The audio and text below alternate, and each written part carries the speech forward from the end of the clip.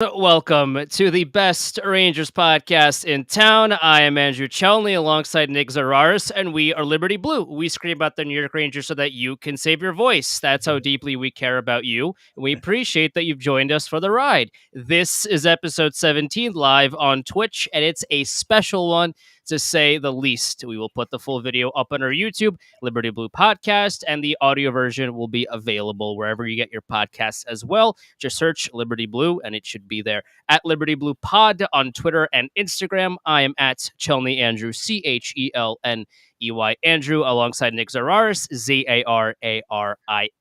Those are our personal handles to follow as well.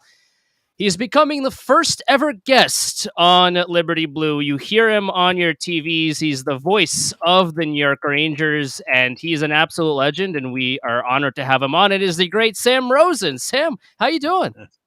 I'm doing great, guys. Thanks for having me on. As we were talking before we went on, it's kind of a lull before we get going next week. But once we start to go next week, it's going to be a great run, and everyone's excited around the Rangers organization, around the network. A lot of excitement for this Rangers team after what went on last season. So you want to start, Andrew? Nick, all yours. Okay, so you mentioned it right there, Sam, that last year, a very exciting year. They went very far in the playoffs, made the conference finals.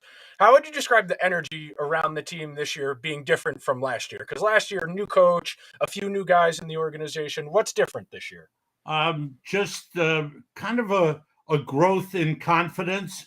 You know, the veteran players and even the young guys. Had a real nice chat with Adam Fox this morning, who, even though he's a quote unquote veteran, is really a young guy. And he went through his first NHL playoff experience. And he said to me, he'd trade in the entire regular season just to play in the playoffs. Put us in the playoffs. He loved it that much. And I think the excitement that went on, the fact that the team played so well, went as far as it did, and there's a belief that they have the players in the room that can go even farther. A couple of additions. Yes, they lost a couple of players, but you start the season with some real quality players. You start, the man I mentioned, Adam Fox, is a Norris Trophy winner and should only continue to get better. They have the best goaltender in the NHL in the room, in Igor Shumurkin. They believe in him 1,000%. And then you have the high caliber players that we know about: Mika Zibanejad, Chris Kreider, Artemi Panarin. They brought in Vinny Trocheck. There are a lot of good reasons to believe this team can not only match what happened last year, but with some good luck and things fall right for them, maybe go even farther. Well, to piggyback on that, Sam, one of the storylines from maybe the outside noise is that the Rangers are kind of sped up through the process of their rebuild, and the Eastern Conference Finals appearance was maybe a little bit too quick, and they maybe was a little bit too soon, and that they won't repeat that success this upcoming season. Do you think the Rangers have what it takes to go back and maybe even go further than that, or maybe last season was a little bit maybe too lucky, and maybe they shouldn't have gotten that far? I don't know that you can call a season in the NHL of 82 games lucky, especially when you have a team that registers over 100 points in the regular season, makes a strong bid to win a very, very tough Metropolitan Division, and then accomplishes what they did by winning 2 rounds and winning the first 2 games in the third round of the playoffs. No, I don't think there was, you could call that luck at all. That was the outgrowth of a team that grew during the course of the season, brought in a new coach who really related well to the players. The players responded to him. The new president and general manager, Chris Drury, made some really good moves, especially at the trade deadline, to bring in players that were ready to play in the playoffs and contributed. And then, of course, the growth of the man I mentioned before, Igor Shumurkin. He's not a baby. He's 26 years old. He's a veteran now.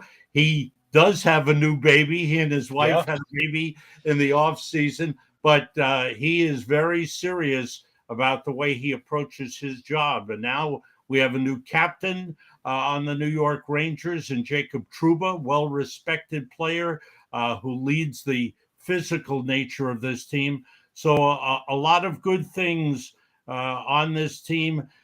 The key, as always, and I think you alluded to it, is the growth of the youngsters. They have three outstanding young players and future stars in the league in Alexis Lafreniere and Capo Caco and Philip Hedl. They played very well together in the playoffs, and they were significant contributors. If they can continue that growth, if Lafreniere, who scored 19 goals last season, can score 25 to 30 this season, if Caco can become more of an offensive threat and stay in the lineup, avoid injury, if Hedl can play up to the potential that he's shown, this team can take that extra step and make that push toward the Stanley Cup. So, no, I think there are a lot of good signs. And, of course, like anything in sports,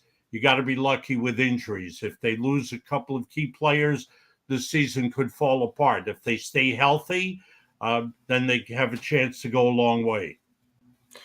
You mentioned Coach Gallant there before and how his arrival last year kind of spurred a positive change for the team.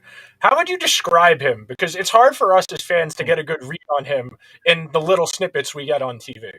A player's coach is probably the best description. And what does that mean?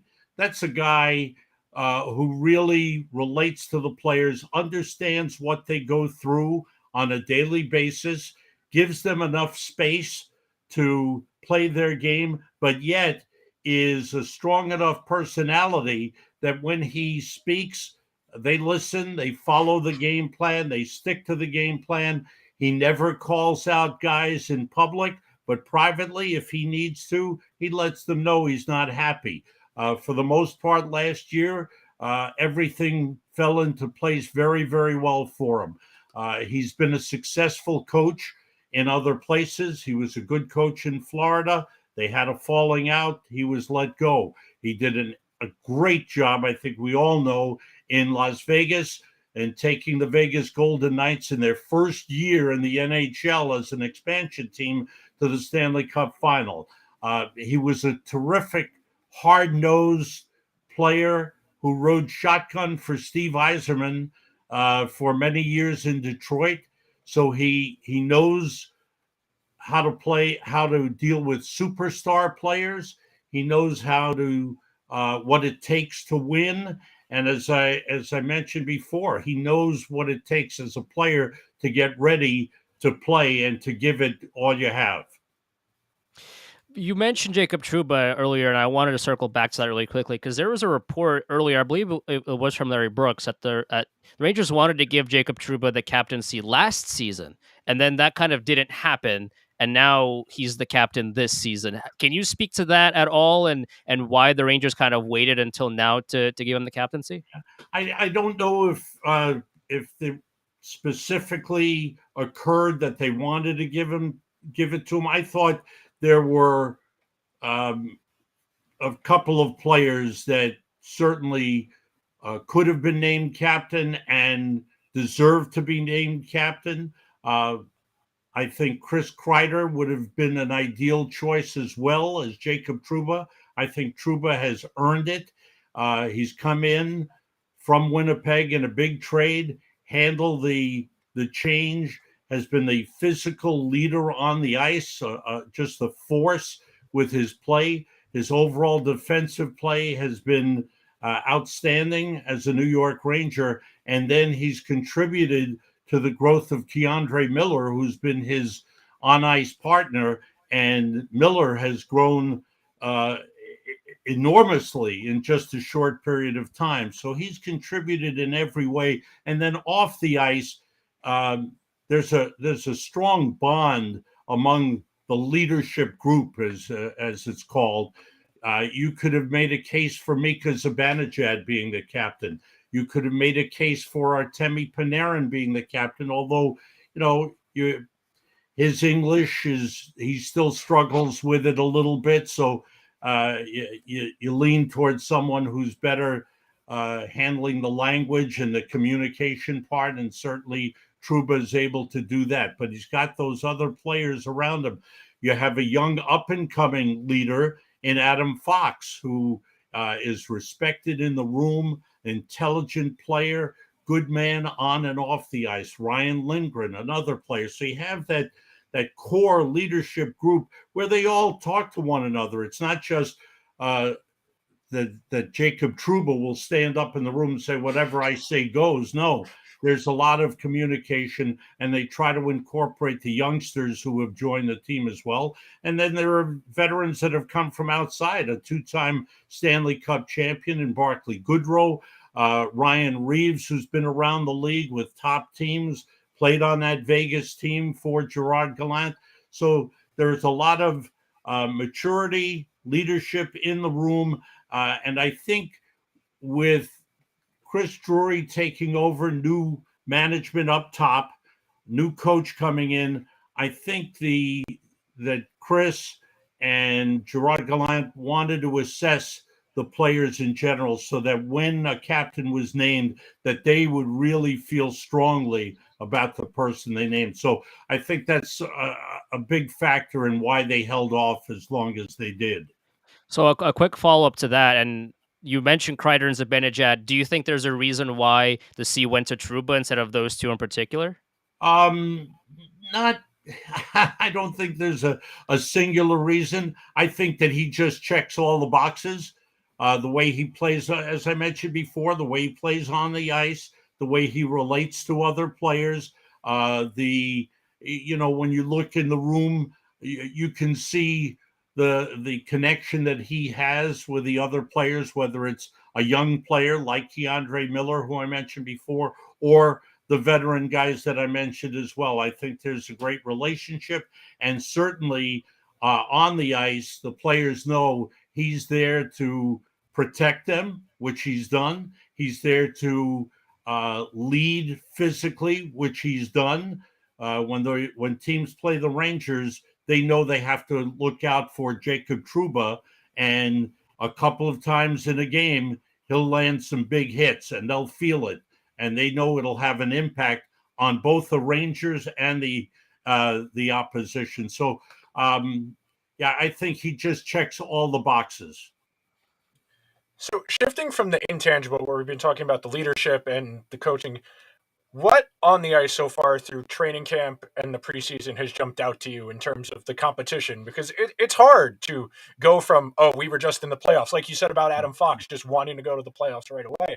How do you deal with that as a team, looking at that? How has training camp gone in that respect? I think training camp has gone well. Again, as I mentioned before, there's a confidence in the room based on the fact that they proved that they could play with the top teams in the league. Now, we don't know how they would have matched up against the Colorado team, but certainly against the two-time Stanley Cup champion Tampa Bay Lightning, they were right there. They were up 2-0 in Game 3, and man, if they could have won Game 3, who knows? They could have been in the Stanley Cup final playing for the big prize. But I think that's what they proved to themselves, that they could go through an entire season, play with all the top teams in the league, handle whatever pressure there was in the race for first the playoffs and then for first place in the division. And then, of course, the pressure of the Stanley Cup playoffs. So I think that confidence is there. That's noticeable in the way they're approaching it. But I think what's also noticeable is everyone came into camp early. They came into camp in great physical shape. There's no longer this idea, the old idea. I used to have arguments with Phil Esposito, God bless him. And we used to argue about training camp. And he'd say, no, you need training camp to get into shape. I said, Phil, that went out the window a long time ago. Guys come to camp. They know they're in competition. They know they're fighting for jobs. And I'll give you the perfect example is Jimmy Vesey, who started his career with the Rangers, 3 seasons, moved off, went to Buffalo, went to Toronto, Vancouver, and then last year with the New Jersey Devils. And basically he's in camp on a professional tryout. His career is on the line. So he is busting it. He is playing his tail off, and he knows that this is an important point in his career. He's 29 years old. If he wants to get himself some kind of long-term contract, he's got to come out and have a real big year for a good team. So he's fighting to make the team. You're seeing that competition for a couple of spots. Not a lot of spots on this team, but yes, there's you mentioned the names, Julien Gauthier, Jimmy Vesey I mentioned, Dryden Hunt is another one. These are players that are good players and can contribute to the team, but you don't have many spots. And whether they keep 22 or 23, that'll be the Chris Drury's decision. But it's tough to make this team. But as I mentioned before, great shape, good competition in camp for the few spots available. Players who may be the future of the New York Rangers, trying to impress the coaching staff. So the guys that are now going down to the American League in Hartford, if there's a call-up, somebody gets injured, they want to be the guy called up to the big club. They don't want to languish in Hartford all season long. They want to come to New York. So you're seeing that in camp. And as I mentioned, everybody in great shape coming to camp. One of the intriguing names, speaking of training camp, is Vitaly Kravtsov, who's back in his second stint now. There's a lot of rumors, especially in the offseason, that he might get moved, he might get traded. What's going to happen? Is he going to come back? But now he is back. He's in training camp. What have you seen out of Kravtsov? Where has he improved? And what kind of message is he sending to the Rangers organization? It'll be very interesting. There's no doubt he's a talented player. He's got good size. He's got good hands, skates very well. I would say to you, in the games that I've watched, every game, the 5 games, and watching the practices, there hasn't been any wow moments. He skates well, has skated a lot with Artemi Panarin. They're looking at that. That's a possibility. He certainly feels comfortable on the ice with Panarin. Certainly the Russian connection. Though he speaks English fluently, he's fine. But I think he feels very comfortable when he's on the ice with Panarin. But it'll be interesting to see how they go. Today they skated in practice, and Capo Caco is on the line with Zibanejad and Kreider. And, they're trying different combinations to see who's a good fit. Goodrow was on the line with Panarin and Trocheck. So it's, the coach is still looking to see what the best fit will be. It might get into the early games of the season, and the coach will try different things, experiment a little bit. The key combinations are staying together. You have Lafreniere and Hedl are together. Zibanejad and Kreider together. Trocheck and Panarin together. Now, who will be the third man on those lines? Well, they've got guys who are very talented and can play different positions. Goodrow is like that. They can move him around. They're hoping Sammy Blais will be like that. Sammy Blais, we don't know what he is yet. Big trade. Buchnevich goes to St. Louis. Blais comes, but he gets hurt right away last season, so we don't know what Sammy Blais is. But skates very well, good size, and last night in the game against Boston, preseason game, he had 7 hits. That's what they want to see. They love that. So, but can he score? Can he have a little of Frank Vetrano in him and maybe pop a few goals. They don't know that yet. The man that we've been talking about, Kravtsov, has offensive skills, but again, I haven't seen that wow factor where you say, wow, nice play. Wow, great pass. Wow, what a shot. Haven't seen that yet from him, but they're going to give him every opportunity. They don't want to give him away. This is a talented player, but they've got to see what they have and figure out what they have, and if he can be a missing piece to the overall puzzle. So we've been talking about the right wing, which has kind of been musical chairs during the preseason, where they try and find the right chemistry. What have your impressions been of the battle for that third left defenseman spot? I would say Zach Jones has a good chance to be the guy. That's another player who came out of college, great reputation, helped UMass win a national championship, played a few games with the Rangers, was nervous, came to camp last year, showed improvement, spent most of the season in Hartford, did come up briefly. This year came to camp a little stronger. He's not a big man, but the weight that he did put on was muscle, so he can withstand the physical punishment that you have every night. Moves the puck very well. Great hands, skates well, sees the ice well. Could be a real good backup to Adam Fox on the power play. Moves the puck well on the power play. So I think he's got a good chance. They're giving Libor Hajek a long look. This was the forgotten man last year. Libor Hajek, I think they're hoping will play with a little more grit to his game. I think he understands that. This is a key time for him. So you may see a combination of 6 and 7, Jones and Hajek. I think they're both playing well. The guy who has earned his spot is 21 years old, and that's Braden Schneider, who came up last year, played 45 games in the regular season, 20 games in the postseason, and now he looks like he's been with the Rangers for 3-4 years. Terrific skater with a very bright future. You put him in the same category as Keandre Miller, young, up and coming, but already with enough experience that you can trust him on the ice night after night. You mentioned Libor Hajek, and I want to ask you a quick question about him, because maybe you can correct me, because maybe I'm in the wrong here. Because whenever I watch Libor Hajek, to me anyway, he's a step behind. He's kind of afraid with the puck. Whenever he has it, he doesn't really know what to do with it.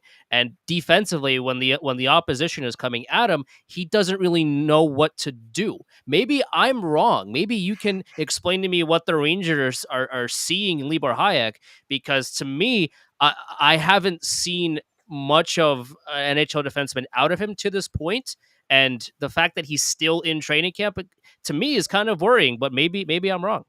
Well, I don't want to say you're wrong, Andrew, because I don't want you to get mad at me. But I think the coaches feel that he has the potential. He has the puck moving ability. I think the big question mark, and you touched on it, is can he handle the physical pressure? Teams will try to pound him. But I think last year was very difficult for him, and he stuck with it. You know, he was at practice every day. He was working hard every day, could not crack the lineup. And I think now they're giving him that chance. And I think this will tell the story of Libor Hajek. Has he learned enough? Has he gotten to the point where he can handle the physical pressure and yet play a game that will contribute to what the Rangers want to do, and that's quick puck movement? Shesterkin gets it, moves it to the D quickly, pass out maybe even to center to Panarin, whatever, or the D gets it, moves it up, move the puck quickly, move it up ice, and then join the play when it's there. You need that fourth guy joining the offense. If the opening is there, you want him to jump in, and whether it's on the rush or pinch in along the boards, you want him to be able to contribute offensively as well. I think Hayek has some of those capabilities. I don't know that he has all of them, but he'll be given the chance to show it. And so far, he hasn't shown himself to be a liability. I think he's learned from all the work he put in last year, and I think he believes in himself enough that he can do it. We'll see if that tells the story when he gets on the ice in the regular season. What were you most curious about this team coming into the year, Sam? Wow, that's an interesting question. I think how they would make up for the loss of players who were important contributors in the playoffs. Kopp was important. Mott was important. Vetrano was important. Those were big losses, and certainly a lot. Salary cap had a lot to do with it, but they went out, and of course Ryan Strome, terrific team player, well liked in the locker room. You know, if he were still here, he would go in that group that I mentioned before as possible captains. He was well liked, had a great ability to deal with the veteran players, to communicate with the veterans, and yes, yet we'd be on the plane, you'd see him walk to the back compartment where the younger players were, and he'd talk to the young guys and see how they were doing, and talk about the game, and talk about how they were handling things. So a great ability to deal with both players. But he signed a 5-year deal in Anaheim, and wish him nothing but great success. He was a terrific New York Ranger. So how they made up for that loss was very important. They go out and they sign Vincent Trocheck, their biggest signing of the offseason, and he's an outstanding player. He's been a 30-goal scorer in Florida, hard-nosed player. He can play third line, second line, first line, whatever you want, he can give it to you. And he plays with that edge to his game. We saw it last night when he knocked down Studnicka after Studnicka had taken a shot. He sent him flying. And I think that's the edge that the Rangers are hoping for. And that might be the difference between him and Strome, that Trocheck's a little more physical player than Strome. He needs to learn how to play with Artemi Panarin, and he's doing that. I think the first thing he said to me was, "Well, you don't know where the pass is coming from with Panarin. You have to be ready at all times." But good players know how to play with great players, and he's learning, and they're working well together on the ice. But that was the biggest question in my mind, and we're seeing it. I was wondering who would make the team, who would they bring in? Bringing in Jimmy Vesey, as I said before, he's playing his tail off. This guy understands where he's at in his career. He's learned a lot. He had a good year with the Devils, has added penalty killing to his game, still has some offensive touch around the net, not afraid to go to the net. And another player, the versatility, and I touched on that before, something that Gerard Gallant really values is versatility in his players. He can play fourth line and be a penalty killer, or he can play up on the first line. And he was playing up with first line. I want to correct something I mentioned before. I think I said Goodrow. He was playing up on the first line with Zibanejad and Kreider, while Kakko was on the second line with Panarin and Trocheck. So Jimmy Vesey's getting a chance to show everything he can do, both as a physical player, an offensive player, and a penalty killer as well. One of the names that I thought was going to be in training camp but wasn't is Nils Lundquist, who's now in Dallas. And this trade happened a couple of weeks ago, and I still kind of don't believe it. Like I don't, for at least from an outsider's perspective, I kind of don't understand why the Rangers did this move. I like the return that they got for Nils Lundquist. I think he's a very talented player, and I think he's going to do well in Dallas. I think he should have still been a Ranger. I think there was a fit here. I think he brought talent and more of an offensive punch to that blue line, and that otherwise, besides maybe Adam Fox and sometimes Jacob Trouba, doesn't that the overall blue line could have used. And I'm kind of questioning why this move had to happen. Can you offer me any insight as to that? I would say to you that I agree with your assessment. He's a talented player and a mature player. That usually the players who come from Sweden will be a little on the more mature and be able to handle the transition to the NHL. I would say to you that his being there gave them maybe a little too many of the same type players. You have Adam Fox, and you signed Adam Fox. The Rangers have signed Adam Fox to a long-term contract. He's going to be there for a long time. You have Zach Jones, and I think they like the way Zach Jones has progressed. And I think in the grand scheme of things, he was ahead of Nils Lundquist. Lundquist had been down in Hartford. So was Zach Jones. I think that Jones was ahead of him. So I think they felt that Lundquist was expendable, and they did get a return for him. So there was value there. So you can't keep everybody. It's one of those things. You love your players, but you can't fall in love with your players to the point where you can't give them up. I don't love the term, but they're assets, and you have to use those assets to improve your team. And while you have a player like Lundquist who has value, and you have a partner who thinks he could be of value to their team, you make the deal. And I think that's really what went into making the deal. You don't mind having smaller players, but you can't have too many of them. You need some players with size, then the puck-moving players. And if they play Fox and they play Zach Jones, you have two of them. The rest of the defense has the size. And, of course, Fox is playing with Lindgren, a physical defenseman. Zach Jones will be playing with Schneider, a physical defenseman, young and strong. So I think that's what went into the move. That was probably the key element in making that deal. Not that they didn't like Lundquist, but they had to use him as an asset to get something back while he still had value. So, Sam, this is a broadcasting question. How do you keep track of everything? Because I know I catch myself talking too fast while I'm watching something. I cannot imagine having to talk into a microphone while trying to keep track of everything and still making sense while not losing track of what I'm trying to say. Try not to go crazy.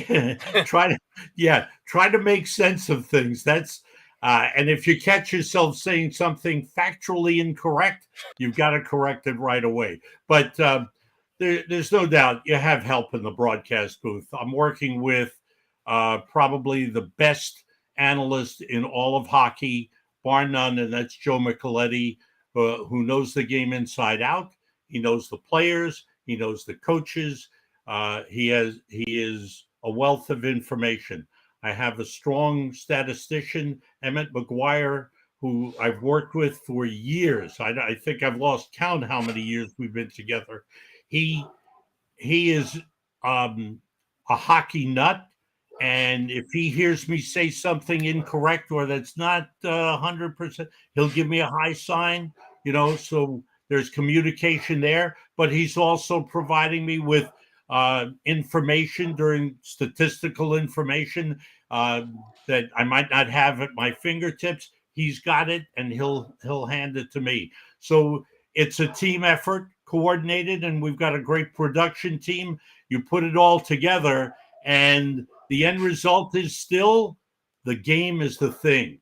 I never presume to believe that people are tuning in to watch or listen to what I have to say. I want to give them something that they'll enjoy. I want to give them information throughout the game, but it's the game that matters. They want to see the game, and my job is always to enhance the game, promote the game, It's a wonderful game. It's a great sport.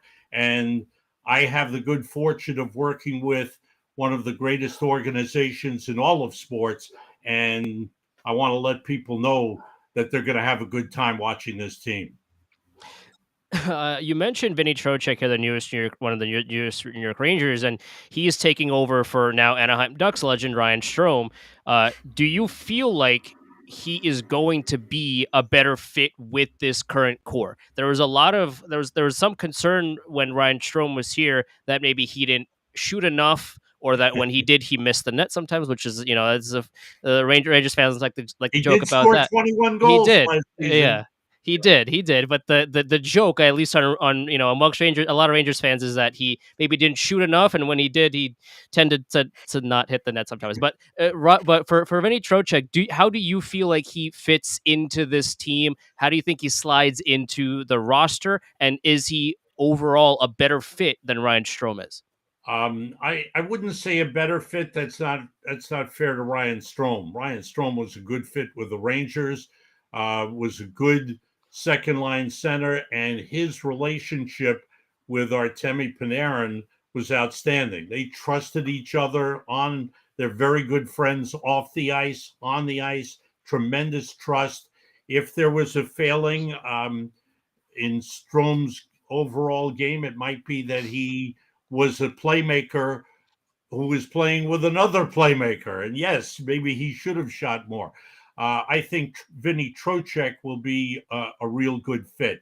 I've liked his game when he played with Florida because of that hard-nosed, gritty attitude. The coach, Gerard Gallant, knows him, had him in Florida when he was there, albeit as a younger player. He's grown. He was more of a third line player with Carolina that, again, checking forward, gritty, not afraid to go to the corners, not afraid to go in front of the net. And as I touched on earlier, he scored over 30 goals with the Florida team. When I went to him, I said, "How did you score 30 goals?" And I'm glad he didn't smack me across the face. What do you mean? No, he's a great guy. And he said, basically, they're two big guys, Barkov and Huberdeau, both got injured, so they needed him to shoot. So he's not afraid to shoot. Hopefully, he won't defer to Panarin all the time. Obviously, Panarin is a leader on the power play, but I think you'll see Trocheck shoot the puck, and that combination I think will be very good because both are good passers.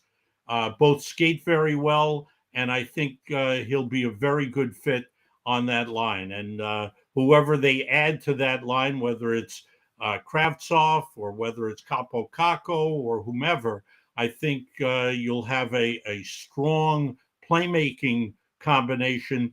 Now they've got to figure out, okay, who's going to put the puck in the net? And I think you'll see Trocheck have a pretty good year.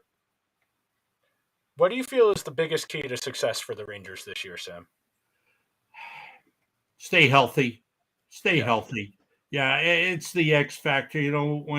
Whenever I'm asked about what do you think, who's going to win, who's got the best.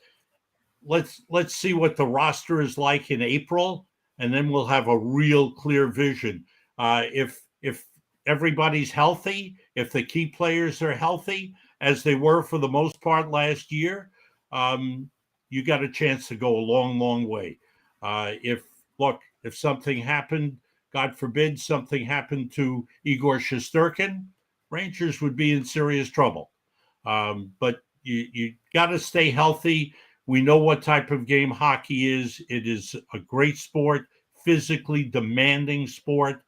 And if you can get through the 6-month regular season and get to that 2-month race for the playoffs, that championship time in May and June, and you can be healthy and your key players are going strong and get hot at the right time, you've got a chance to go a long way and maybe win it all. And this team is getting very close to that point. There's good talent.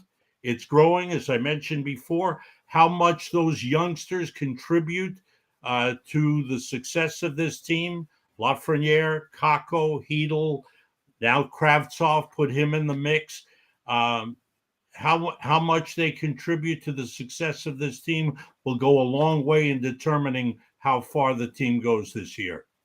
Well, you mentioned the kids in Lafreniere, Hedel, and Kako, and one of the debates amongst Rangers fans is, do you keep the kid line together, or would you break them up and have them play on different lines to get them more ice time? Let's say, Sam Rosen, that you are now Gerard Gallant. Would you keep that kid line together, or would you break them up? If they're going and they're producing goals, it's not just enough to look good on the ice and make nice plays, and they do. But if they're going strong, I like them together. I do. Lafreniere, but there's another player, Lafreniere, 19 goals last season. Can he up that number? And he loves to be a playmaker. Hedel might be the dark horse here. He wants to be a shooter. He talked about, he went home to the Czech Republic and he worked on his shot every day. He said, I worked on my shot.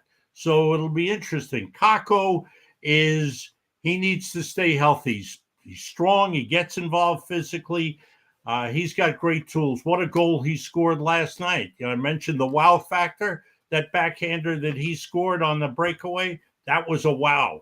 And so, I would say as a coach, you never lock yourself in.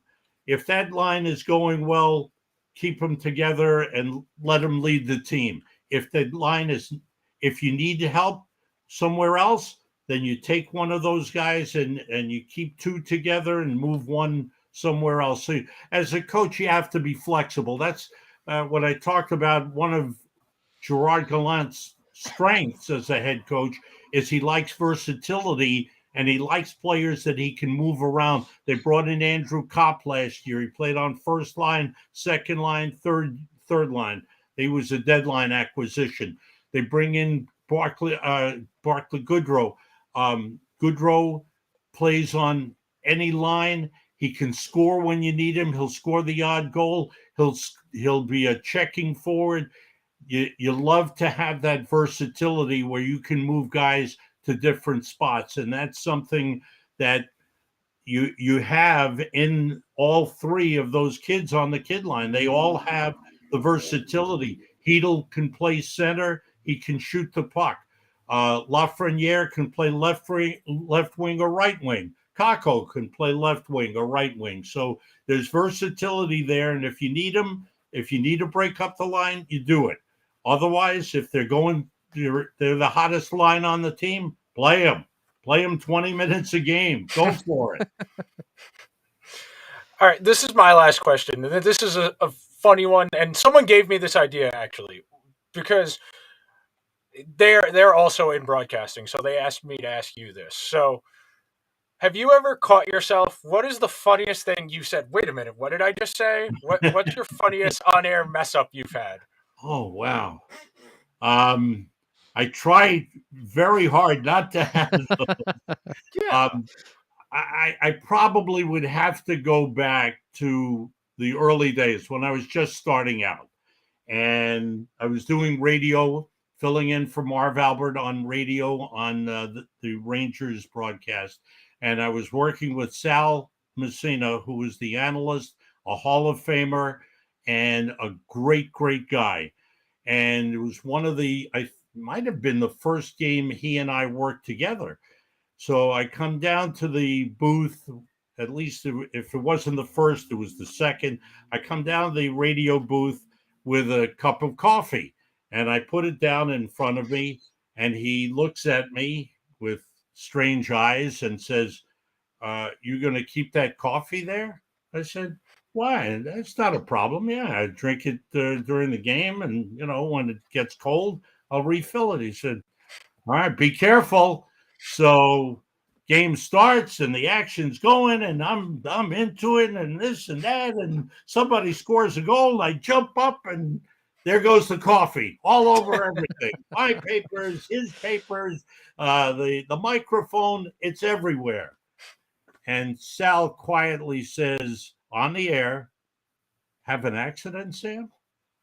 So it, it was, we grabbed as many paper towels as we could, and we're trying to call the game while we're mopping up the desk in front of us. But that's the one that I always recall because Sal kind of knew it was going to happen, and it did.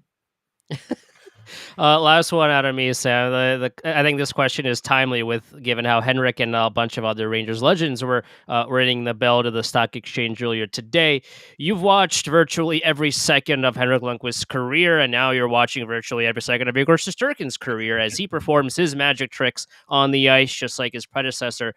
I'm going to put you a little bit on the spot here. And given what you've seen out of him to this point, do you think that Igor Shesterkin, if he stays healthy and continues on this path that he is right now, has the potential to be at least as good or maybe even better than Henrik Lundqvist? I would say he's in that class, but he's got to play 10 to 15 years at that level to be Henrik Lundqvist. But there's no doubt that Igor Shesterkin has the capability of being a great goaltender. We've had some outstanding ones, as you know. Eddie Giacomin, Hall of Famer. Even in the old days, I go back to when I was a kid watching Gump Worsley, who had no help, very little help on the ice with some bad Rangers teams, went up to Montreal and became a Hall of Famer. But Mike Richter, as good as it gets, and Henrik Lundqvist, he has set the bar. He's set the bar right now for modern day Ranger goaltenders. Just the face of the franchise, the leader on the ice, and I think Igor Shesterkin has the capability, as he showed last season, of being a great goaltender. We'll see. Certainly, if he can put those years back to back, and the Rangers go deep in the playoffs, then we'll know we have something special. Then we know we have something super special. Sam, you're the best. You're the absolute best, a legend, and we super appreciate your time. We've been with us for 45 minutes. Way too. It's never enough time, but you are so gracious with it. We really appreciate you stopping by, giving us a few minutes. Hopping on the video as well. We're live on Twitch and YouTube and Twitter, all these things, and to see you, and we're having a conversation. It's amazing, and thank you so much for the time, and have a great season. We'll talk to you very, very soon, hopefully. Andrew, Nick, thanks. It's a pleasure being on. As you can tell, I love to talk hockey, and especially Rangers hockey. But anytime, I love it. Thank you very much. Thank you so much, Sam.